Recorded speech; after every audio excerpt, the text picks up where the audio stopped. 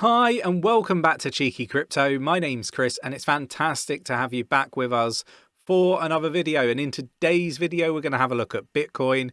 We're going to have a look at regulation, and we're also going to I guess I'm going to cover my thoughts and opinions on, macro events that are happening around the world, the economic impact of what's happening across Europe.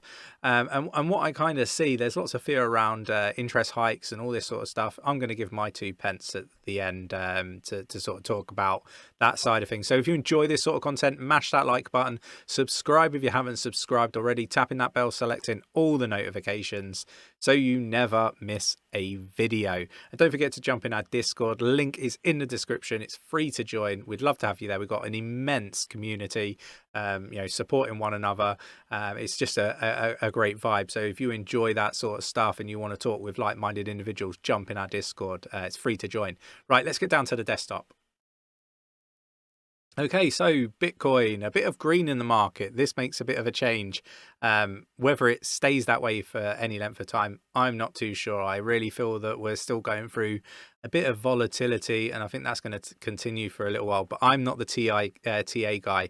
You need to see Nick for that. Jump in our Discord. Currently Bitcoin is 39,209 and 7 cents, up 1.25% at the time of recording this video, and its volume is actually up 3.79%. It has been up at 4. This is probably, I don't know, the 60th take I've done. I'm not very good at videos. I fell into YouTube, right, by complete accident. I am literally just a guy that looks at fundamentals in projects, and I've got a very good track record of pulling out hidden gems that go on to do tremendously well. Just check in our Discord and you can see all the projects because we list them.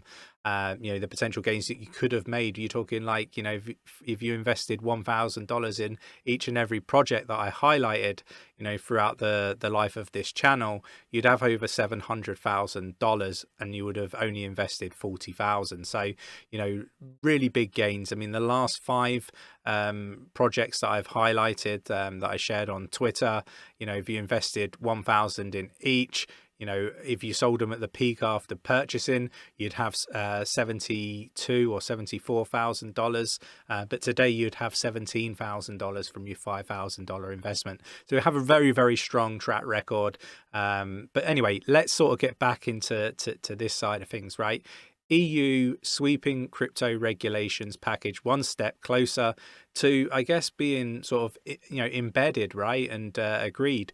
Now, they obviously had the potential ban put in here within some of the terms on proof of work protocols. Right now, in the lead up to this, I saw lots of YouTubers talking about it, really sort of pushing out fear into the market, and really just clickbaity stuff. And Nick and myself, we might get a bit of a pound in the comments for clickbait, but we're not really like looking to make people fearful in this space.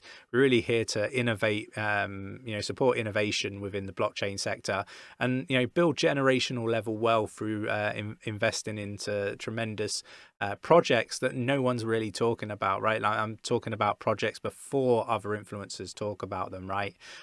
Getting in super early. Now, I didn't talk about this because I thought it was going to be a moot point. I could never see them putting this ban in place, so I didn't want to scare people. I thought I'd wait until everything's sort of been signed off and voted, and then I would do a video on it and sort of give my take on it all. So it's kind of gone, how I thought it would. Really, it was a moot point.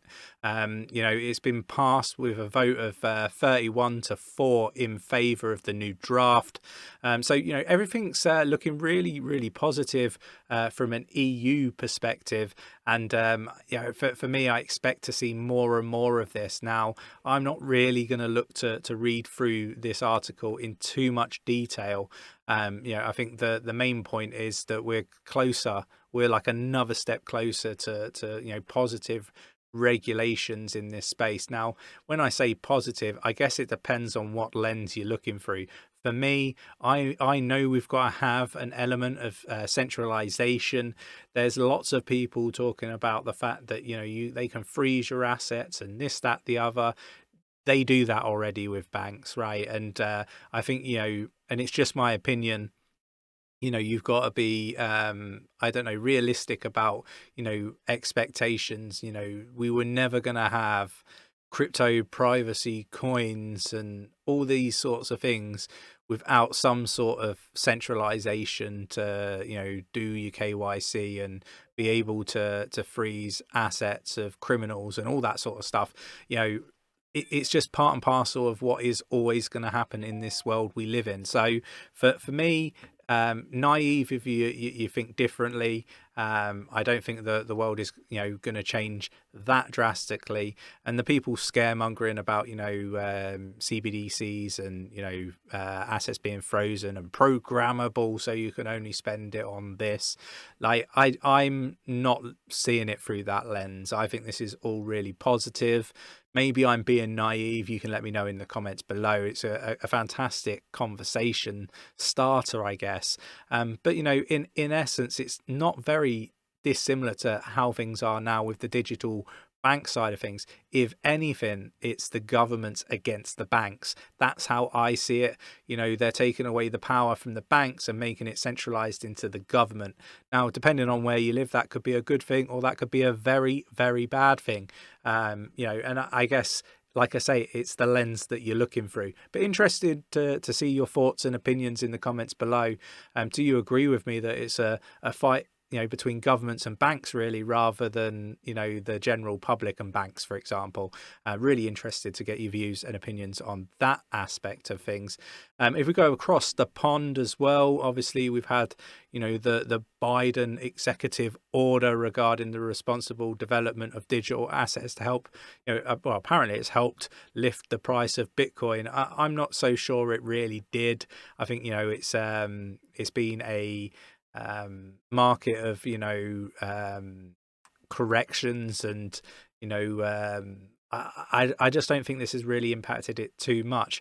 If anything, I think it's teeing everything up to be really, really positive. Now, Nick and myself do believe that we're going to see blow off tops and the euphoria and all that sort of stuff, and I think this is all gearing up towards that. Now, the thing that I also said that I would cover towards the end of this video, and we're kind of getting to that point now, is the risks out there with everything that's happening in Europe, right? The prices of like gas, petrol, diesel, all that sort of stuff is going up. Energy prices, gas, electricity, again, increasing. And I think these are things that are really going to impact the everyday person quite negatively. People are going to have to start to prioritize what they can and they can't afford, and with that becomes less surplus cash to invest, right? And I think we are going to see an impact, and we're already seeing that impact in the crypto space. Do I think that it's going to last forever? No. Do I think there's going to be some remarkable opportunities? I think now's a remarkable opportunity, but I think there will be more.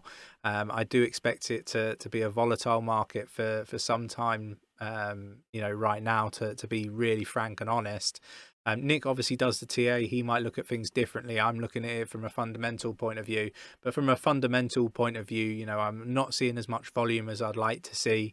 And it's understandable, right? Like, we've got a war going on, and, I've done some examples of what to expect when that happens. I thought we saw that play out quite nicely, but this has sort of become something a little bit different to perhaps some of those conflicts that were highlighted in the data that I used. So it's one of those. It's going to be an interesting few weeks and months, but we're heading into a possible recession with the prices going up. Food's going to go up as well, with Ukraine being pretty much the biggest supplier of certain food products. So I am seeing some real tightening.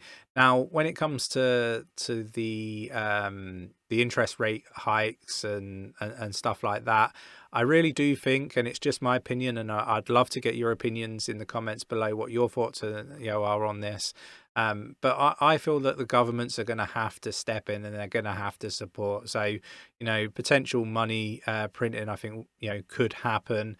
But they're going to have to subsidize some of, the pain, because ultimately, I just don't think they're going to be able to, you know, increase the interest rates and tighten it up. The economies, you know, could potentially come to almost a standstill, and then we end up in this massive recession. So for me, I think, you know, we're going to have the governments really starting to support with, you know, with people, you know, and subsidize and all that sort of stuff. I think that's going to be something that happens. So it'd be interesting to see whether that actually comes to fruition. Really interested to see what your thoughts are on it. So do let us know in the comments below. Now, if you enjoyed today's video, mash up that like button, subscribe if you haven't subscribed already, tapping that bell, selecting all the notifications so you never miss a video, and I'll catch you in the next one. Take care.